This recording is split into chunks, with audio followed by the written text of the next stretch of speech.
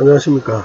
이번 시간은 SNS PR 커뮤니케이션에 대해서 공부를 좀 해보도록 하겠습니다. 앞 시간에 PR 커뮤니케이션의 이해에 대해서 너무 간략하게 우리가 살펴봤는데, 이제 이 시간은 PR 커뮤니케이션 전반에 대해서 좀 세부적으로 폭넓게 공부를 다시 할 필요가 있을 것 같아서 이 장을 마련했습니다. 우선은 PR 커뮤니케이션에 대한 기본적인 것과 또 커뮤니케이션 영역과 체계, 대상 공정과 효과, 전략 수행 과정, 관리 절차, PR 방법, 그래서 이론과 실제의 응용까지 살펴보고 PR 커뮤니케이션, PR도 커뮤니케이션 하나의 영역이라고 볼 수 있습니다. 커뮤니케이션이라는 것은 메시지를 전달하고 또 그 전달된 메시지를 수용자, 수신자가 받아서 이해하는 일련의 프로세스를 얘기하고, 우리말로 흔히 소통이라고 얘기를 많이 하고 있습니다만, 그것도 또 큰 의미로 보는 커뮤니케이션을 다 잘 설명하기에는 한계가 있을 거예요. 그래서 그냥 커뮤니케이션 하는 게 오히려 의미 전달이 더 잘 되는 걸로 이렇게 이해할 수 있겠습니다. SNS를 통한 PR 활동 또는 그 현상, 연구 대상의 한 분야로 PR 커뮤니케이션, SNS PR 커뮤니케이션 이렇게 이해하면 되겠습니다. SNS PR 커뮤니케이션은 뭐냐 했을 때, SNS를 통한 PR 행위를 하는 그것을 우리가 SNS PR 커뮤니케이션 이렇게 이해할 수 있겠습니다. 즉, 커뮤니케이션 한 형태인 SNS PR이 과학적인 방법으로 기술하고 설명하는 것이다. 이렇게 얘기하는데, 이렇게 좀 이해하기 힘들 수 있겠습니다만, 앞에서 얘기한 것처럼 SNS를 통해서 PR 행위를 하는 이 과정을 우리가 PR 커뮤니케이션 이렇게 이해하면 되겠습니다. 보편타당한 지식 체계화를 통해서 PR 커뮤니케이션을 현상을 미리 예측을 이제 해보고, 그 예측에 따라서 어떤 PR 활동을 할 것인가를 이제 결정을 하고, 그 PR 행위를 실행한 다음에 효과를 찾아보고, 이런 일련의 과정을 우리가 PR 커뮤니케이션 학 연구 이런 분야에 다 속하겠죠. 그 다음에 이제 SNS PR 연구의 순수 학문적인 입장을 좀 소개를 할 필요가 있겠는데, 우리 인간사회에 행해지고 있는 PR 현상을 그대로 분석 기술해 보자. 우리가 사업적 목적으로 PR을 많이 활용하고 있습니다. 이유는 PR 그 자체는 사업적 목적으로 출발한 것이 아니라 인간의 생활에서 보다 더 신뢰감 있고 서로를 이해할 수 있는 사회 현상으로 나타났다고 볼 수 있는데, 이제 이런 것들이 더욱더 인간관계를 더 원활하게 하고 효과적으로 믿음과 신뢰를 쌓는 데 도움이 되니까 이걸 적극적으로 수용하고 있는 거죠, 기업에서. 이제 만약 이런 것들이 과학적인 거라든가 실용적 입장에서 우리가 접근해 본다면 매우 효율성 있고 효과가 있을 거로 여겨지는 거죠. PR 효과를 수행해야 방법은 여러 가지 이제 행위들로 나타나고, 앞에 봤던 전시회나 이벤트 이런 것을 통해서도 나타나고 있습니다. 그러나 우리가 PR의 이제 어떤 기관이나 기업의 수단으로 활용되기 이전에 순수하게 우리가 PR을 봤을 때는 보다 인간 행위에 초점을 맞췄던 부분이 있기 때문에 그런 것들을 고려를 해서 PR을 이해할 필요가 있다. 자, 정리해보자면은 PR은 커뮤니케이션 한 분야로 이해할 수가 있을 것이다. 또 PR은 출발 자체가 어떤 기관이나 또는 기업의 목적에 의해서 출발한 것이 아니라 인간관계의 효율적인 인간관계를 이루기 위한 수단으로 발전되어 왔기 때문에 보다 개인 간의 또 집단 간의 신뢰를 쌓는데 효율적인 수단이었다. 그래서 이걸 잘 관찰했던 기관이나 기업들이 적극적으로 PR을 활용하기 시작하고 있다. 이렇게 이제 정리를 해볼 수 있겠습니다. PR 커뮤니케이션 영역과 체계되는데 PR도 커뮤니케이션 하는 현상이기 때문에 커뮤니케이션 프로세스를 좀 이해할 필요가 있습니다. 즉 전달자가 있고 수신자가 있습니다. 그러니까 수신자, 전달자가 있으면 그걸로 끝나는 것이 아니라 전달받은 수신자는 그 메시지를 전달받고 어떻게 반응이 있겠죠. 그걸 효과라고 합니다. 그래서 크게 5가지 영역으로 나눠지는데 이건 이제 라스웰이라는 사람이 모형을 한번 만들었던 걸 이제 사례를 좀 들고 와서 설명을 하고자 합니다. PR이라는 것이 라스웰의 모형을 차용해서 설명을 하고 있습니다만은 꼭 이것만은 아니겠죠. PR이 라스웰의 모형은 일방적으로 흐르는 것, 전달되는 것, 그러니까 일방향적인 프로세스만 설명하고 있습니다. 사실은 커뮤니케이션이라는 것은 쌍방향의 관계도 있기 때문에 역으로도 살펴봐야 되는데 우선 설명하기 쉽게 이해를 돕기 위해서 라스웰의 모델을 설명하고 있습니다. 라스웰은 뭐라 했냐? Who say what, in which channel, to whom, with what effect. 그래서 5가지 영역으로 who, 누가, 이걸 이제 즉 커뮤니케이터라 그럽니다. 무엇을 say what, 무엇을 메시지를 in which channel, 우리가 채널에 대해서 앞에 좀 공부를 했었죠. 어떤 매체를 통하여, 그러니까 to whom, 누구에게, receive, 그게 이제 수용자에게죠. 또 with what effect, 어떤 효과를 이런 5가지 모형으로 구분해서 우리가 볼 수 있는데 이 구분에 따라서 이제 앞 밑에 있는 과정의 체계를 보시면 메시지를 전달하는 커뮤니케이터가 SNS PR주가 됩니다. PR주라는 것은 PR을 행하는 주체를 얘기해요. 그래서 PR의 목적과 기능, PR 조직, 교육, 뭐 이런 것들이 주요 역할과 구성이 되어 있겠죠. 이제 PR주는 이런 이제 앞에서 우리 전략 전술을 살펴봤고 이런 것들 PR을 전략을 실행하기 위해서는 상황 분석을 필요로 하고 목표 설정을 하고 목표 설정에 따라 전략 계획을 짜고 그 전술을 실행하고 그 다음에 실행에 대한 평가를 하고 이 과정들을 잠깐 봤습니다. 그런 것들을 이제 제대로 행하도록 책임지고 실행하는 주체가 PR주라는 거죠. PR주는 이제 아까 무엇을 메시지 유형 및 작성 방법 등이 이제 주요 내용이겠는데 이 메시지는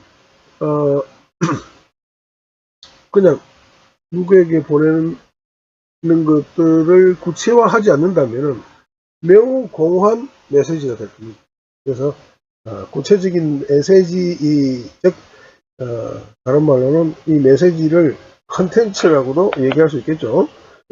이 컨텐츠를 작성하기 위해서는 누구에게 이 컨텐츠를 보여주고자 하느냐. 그래서 그 대상에 맞는 컨텐츠가 돼야 됩니다. 대상이 아주 감각적인 감성적인 것을 취향이 있다. 그 감성에 맞춰야 될 겁니다. 또 대상뿐만 아니라 그 대상이 선호하고자 하는 브랜드가 무엇이냐에 따라서 우리가 자사본면에 나눠왔던 고관여냐 저관여냐 이성적이냐 감성적이냐에 따라서 어떤 영역의 제품이냐에 따라서, 예를 들어서 고관여고 이성적이다 그러면 메시지가 자세한 정보를 담아야 될 겁니다. 또 고관여고 감성적이라는 것은 자세한 정보라기보다는 매우 창의적인 또 감성적인 메시지를 담고 고급스럽게 보여줘요. 그럼 대상도 중요하지만 그 상품이 갖는 위치 또 갖는 특성 따라서 다릅니다. 좀 더 간단하게 정리해 보자면 내구재이냐 소비재이냐. 내구재라는 것은 뭡니까? 한번 사면은 몇 년 이상을 계속 우리가 쓰는 것을 내구재라고 해요. 그걸 이제 가구나 TV, 냉장고, 세탁기 이런 것들을, 자동차도 마찬가지예요. 그건 내구재라고 할 수 있습니다. 그 다음에 세제, 일용식품 뭐 이런 것들은 소비재죠. 그러니까 소비재와 내구재의 메시지 정보가 다르다는 거죠. PR에서도 대상이 누구냐, 그 제품의 유형이 브랜드가 무엇이냐에 따라서 메시지의 내용이 다 줄 수 있다는 거죠. 그 다음에 매체. 매체도 매체적 특성이 있습니다. 이제 본격적으로 좀 설명을 드려보면은 4대 매체의 대중매체에도 좀 이해할 필요가 있겠죠. 대중매체도 이성적인 매체이냐 감성적인 매체이냐 구분할 수 있습니다. 인쇄 매체는 매우 이성적인 매체입니다. 자세한 정보를 전달할 수 있기 때문에. 그 다음에 방송 매체는 감성적이라고 볼 수 있습니다. 한번 일회성으로 지나간 부분이기 때문에. 그래서 소비재를 홍보하거나 광고할 때의 채널, 미디어와 내구재를 홍보하거나 광고할 때의 채널, 미디어 다르죠. 자세한 정보를 전달해야 되는 건 내구재입니다. 내구재는 경우는 TV나 라디오가 아닌 신문이나 잡지에 메시지를 전달해야 돼요. 그러면 소비재의 경우 감성적인 매체 메시지를 보내야 됩니다. 그럼 반드시 그렇냐? 반드시라는 수 없죠, 세상에. 근데 신제품으로 출시할 경우에는 많은 고객들에게 알려야 되기 때문에 굳이 감성적인 매체이냐 이성적인 매체이냐의 구분보다는 일시에 많은 정보를 전달할 수 있는 매체를 우선 먼저 선택을 하게 될 겁니다. 그건 전파 매체였죠. 그리고 어느 정도 브랜드가 인지가 됐다 그러면 자세한 정보를 전달하는 인쇄 매체를 활용하는 겁니다. 마찬가지로 우리 SNS에서도 크게 두 가지로 나눠 볼 수 있다 그랬죠. 텍스트 위주의 채널이 있고 시각적 위주의 채널이 있다 그랬죠.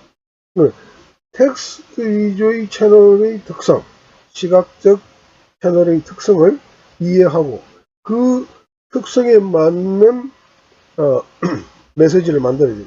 뿐만 아니라 그 특성에 맞는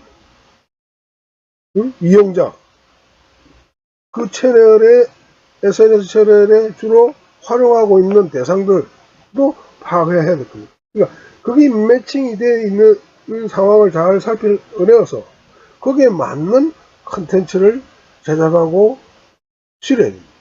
근데 거기 맞는 컨텐츠 제작하고 싣고자 하는데 우리의 제품과 타겟이 맞느냐, 또 우리 제품이 어느 수명 주기에 있느냐, 프로덕트 라이프 사이클에 따라서 어디에 위치해 있느냐에 따라서 그 내용이 또는 매체의 선택이 달라집니다. 복잡할 걸로 생각되지만 별로 복잡하지 않습니다. 간단하게 그 상황만 이해하시면은 별로 어려운 게 없습니다. 새로운 제품이다. 그럼 많은 사람들이 알려야 되겠죠. 그럼 그 많은 사람들이 알리고 간단한 정보를 갖고 알릴 수 있는 건 뭡니까? 지금 SNS 채널 중에서 트위터가 굉장히 좋을 겁니다. 지금 왔을 때, 야, 뭐 나타났다 하더라 하고 트위터를 통해서 확 확산합니다. 그 다음에 어떻게 돼요? 자세한 정보를, 메시지를. 그럼 어떻게 돼요? 페이스북을 통합니다. 페이스북은 또 이용 대상들이 20대부터 작년까지 많이 얼굴 분포되어 있습니다. 그것 때문에 페이스북을 통해서 하는 것도 효과적이죠. 그래서 매체 특성 이해하기, 그 다음에 제품이 어떤 제품이냐, 내구적이냐, 소비적이냐, 그 다음에 그게 이성적이냐, 감성적이냐, 이걸 고려하면 별로 어려운 게 아니다. 그 상황만 정리를. 그 다음에 이제 대상 공중의 유형, 속성, 태도 이런 것들을 살펴보고 이제 앞에서 우리가 대중, 공중, 군중에 대해서 살펴봤습니다. 대중은 익명성이고 많이 널리 퍼져 있는 대상을 대중이라고 그랬어요. 대중에게 메시지를 보내는 거고, 광고화 형태가 대중을 대상하는 거, 불특정 다수를 대상하는 게 광고라고 볼 수 있어요. 이제 요즘은 SNS를 통해서 광고 유형도 달라졌지만, 일반적으로 타겟 하는 게 광고다. 광고는 그냥 전달하는. 그 다음에 공중은 이해관계가 있는 집단이라고 했습니다. 스테이크홀더. 그 관계, 어느 정도 이해관계가 있는 집단. 시민단체, 사회단체라든가, 정치 집단이라든가, 또는 내가 특정 기업의 제품을 사용하고 있다면 그 기업과의 관계, 이런 것도 이해관계가 직결되어 있기 때문에 그런 걸 공중이라고 한다. 그 다음에 군중은 일시적으로 형성된다. 장소와 시간이 일시적으로 형성되는 것을 군중이라고 합니다. 그러니까 여론은 군중에 의해서 형성된다. 그러니까 여론이라는 것은 늘 변하고 시시때로 변하고 여론을 가지고 뭘 여론 이래 따라야 된다 하는 것도 있지만, 여론에 너무 따르다 보면은 다른 여러 가지 문제도 발생할 수 있는 경우가 많습니다. 여론이라는 거 일시에 변해버리니까. 그 다음에 이제 그래서 PR 대상은 공중이다. 공중의 유형이 어떠냐, 공중이 어떤 성격을 갖고 있느냐, 이 공중의 특성이 어떠냐, 그걸 우리가 레퍼런스, 그러니까 이해 집단들, 관계 집단들의 특성이 어떠냐, 그 중에 그럼 그 집단 이야기하면 그 집단을 이끌고 있는 리더의 의식이나 생각이 어떠냐, 이런 것들을 찾아내는 것도 중요합니다. 그래서 그 집단에 대한 속성들, 태도란 뭘까요? attitude, 속성은 attribute, 어떤 것을 이루고, 코카콜라 하면 여러분들이 떠오르는 게 뭐가 있겠어요? 뭐 빨강, 곰, 뭐 시원함, 이렇게 떠오르는 이런 걸 계획을 속성이라고 합니다. 그 속성을 통해서 어떤 생각이 형성되어 있는 것을 태도라고 합니다.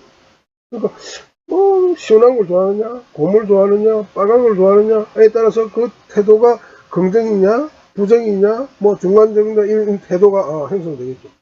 그래서 우리는 PR 공중에게 어떤 메시지를 보내서 그 태도가 어떻게 변화되기를 바라는 거죠. 그 변화를 바라서 그 공중을 대상으로 메시지를 보냅니다. 보내면 이제 그거 받았다. 그 받은 대상이 바로 receive. 아까 누구에게 whom, 라스웰의 모형에서 보면 whom이 되겠죠. 그 받아서 그 메시지를 잘 이해하고 그게 태도 변화가 일어나서 어떤 행동의 변화를 일으키다, 생각의 바뀌었다든가 이런 것들이 이제 나타나게 되면 그걸 효과라 그런다. What effect? 어떤 효과 나타나느냐? 브랜드의 인지도가 상승되느냐? 제품 구매 행위가 일어나느냐? 이런 것들을 이제 측정을 한다. 우리가 보통 보면은 마케팅을 하거나 할 때 리시브까지는 잘 합니다. 그래가지고 막 상황 분석을 해갖고 또 메시지도 잘 만들고 매체는 아까 구분한 것처럼 해서 여기에 실으면 효과가 있겠다 보내고 실행합니다. 근데 정작 결과에 대한 평가는 거의 대부분 안 하고 있는 경우가 많습니다. 그래서 과거에는 우리도 20세기 후반까지만 해도 뭐 굉장히 주목구식이 많았지만 지금은 이제 다양한 형태로 이런 측정이 하고 있고, 특히 SNS 채널에서는 있습니다. 여러분들이 페이스북이나 뭐 블로그나 이런 오라면은 거기에 일일 검색했던 결과들이 또 일주일치 단위로 쫙 분석해 보여주죠. 뭐 가만히 앉아서도 볼 수 있습니다. 어떻게 안 보면 효과가 없는 거죠. 그래서 그런 것들 찾아서 평가를 계속 관리하고 인사이트, 통찰력을 가지고 결과에 대한 피드백을 계속 유지하는 것이 효과적인 SNS 홍보, 마케팅 방법이라고 생각해야 될 겁니다. 그래서 뭐 막 리서치를 통해서 하는 경우도 있지만은 일반인들은 그렇게까지 하기에는 한계가 있으니까 기본적으로 SNS 채널 속에 있는 그런 분석들만 잘 활용해도 매우 큰 효과를 얻을 수 있다. 그다음 이제 PR 공중과 효과에 대해서 좀 더 설명을 드리자면, 아까 공중이라는 것은 뭐라 그랬습니까? 이해관계 집단이라고 그랬죠. 공중을 이제 개인별로도 살펴볼 수 있겠지만은 집단 형태로도 우리가 구분해 볼 수 있다. 그 공중이라는 것은 PR주 또 기관이나 기업과 직접 간접 업무상 이해관계를 가지는 것을 우리가 PR 공중이라 할 수 있습니다. PR 대상을 삼는 사람들의 집합을 우리가 공중이라 한다. 이제 이 공중은 크게 두 가지로 구분할 것이 있는데, 일반 공중과 특수 공중. 일반 공중이라는 것은 그야말로 일반적인 개개인의 관계 집단의 개별을 우리가 일반 공중이라고 할 수 있고, 특수 공중이라는 것은 이런 어떤 특정 집단군에 의해서 분류해 볼 수 있습니다. 이건 이제 뒤에 또 설명하신 내부 공중과 외부 공중으로도 나누고, 또 이제 일반 공중은 막연히 대중이라 불리는 불특정 다수 인간군들 속에서 찾아볼 수 있는데, 대중은 익명성, 물론 공중도 대부분 익명성입니다. 그러나 익명성이지만 관계가 있다, 이해관계가 있다. 그걸 이제 공중과 대중의 차이점이라 볼 수 있습니다. 특수 공중은 회사의 업무와 직접적 이해관계, 개별적 특성을 갖고 있는 집단군을 얘기해야 됩니다. 그래서 중요한 것은 계속 공중이라는 것은 이해관계가 있는 개인이든 집단이든 이해관계가 있는 대상을 우리가 공중이라 한다. 그런 것을 머릿속에 잘 넣고 살펴볼 필요가 있습니다.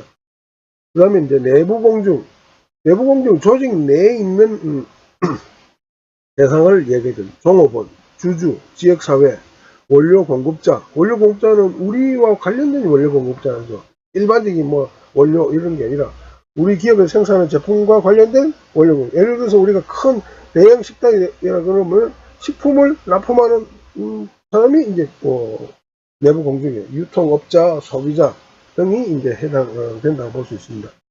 외부 공중은 PR주 조직 내부에 포함되지 않는 외부의 특수 형태의 공중을 뜻한다. 언론, 교육자, 성직자, 학교 및 사업단체, 여성단체, 사회단체, 정부, 금융계, 경제단체, 농수축산업 종사자 등 외부와 관련된 단체. 내부는 우리 내부의 사람들이기 때문에 좀 더 실수도 용인되고 서로 그런 것들에 대한 용인되는 부분이 상당히 많지만 외부는 그렇지 않죠. 매우 객관적이고 매우 신랄하고 비판적인 집단들이 외부 공중이라고 볼 수 있습니다. 그래서 끊임없이 이런 외부 공중의 변화, 의식, 생각 이런 것들을 잘 살펴봐야 됩니다. 지금과 같은 이제 우리 사회 구조를 보면 ESG를 매우 강조하죠. 기업에다가. 예전에는 CVS까지 이제 CVR에서 사회적 책임, 그 다음에 그 단계를 넘어서 공유 가치. 이제는 공유 가치가 아니라 환경과 사회와 거버넌스, 주체, 기업 주체 간에 이게 공생의 역할을 하지 않으면은 그 기업에 대해서 평가를 달리 한다. 기업이 우리와 함께 할 수 있는 기업인가? 이익만 추구하는 기업인가? 사회 공헌하는 기업인가? 이런 것에 대해 굉장히 많은 관점을 가지고 접근하고 이해를 하고 있습니다. 그 다음에 이제 PR 효과는 적절한 PR 활동 결과로 생겨난 PR주에 대한 공중의 호의적인 반응. 그 호의적인 반응까지만 끝나는 것이 아니라 호의적인 반응에도 한 세 가지로 우리가 아까 인지라는 것은 기억, 인지도, 그에 대한 메시지의 이해나 기억이 있느냐. 그 다음에 두 번째는 태도, 호감이 형성되느냐. 세 번째는 우리가 가장 바람직한 것은 행동으로 옮겨졌느냐. 근데 어떤 캠페인을 행하다 보면은 자세한 정보와 우리가 생활과 밀접한 캠페인을 지속적으로 벌이고 서로 공감이 일어나면 그 태도도 호감으로 변한 것 뿐만 아니라 그 호감으로 인해서 제품을 선택할 가능성이 높다는 게 일반적인 연구 결과이고 또 일반적인 현상이었습니다. 이런 것들 잘 고려를 해서 우리가 PR 커뮤니케이션을 효과적으로 활용하는 노력이 필요할 것입니다. 오늘 여기까지 하고 다음 시간에 이어서 자세한 설명을 더 하도록 하겠습니다.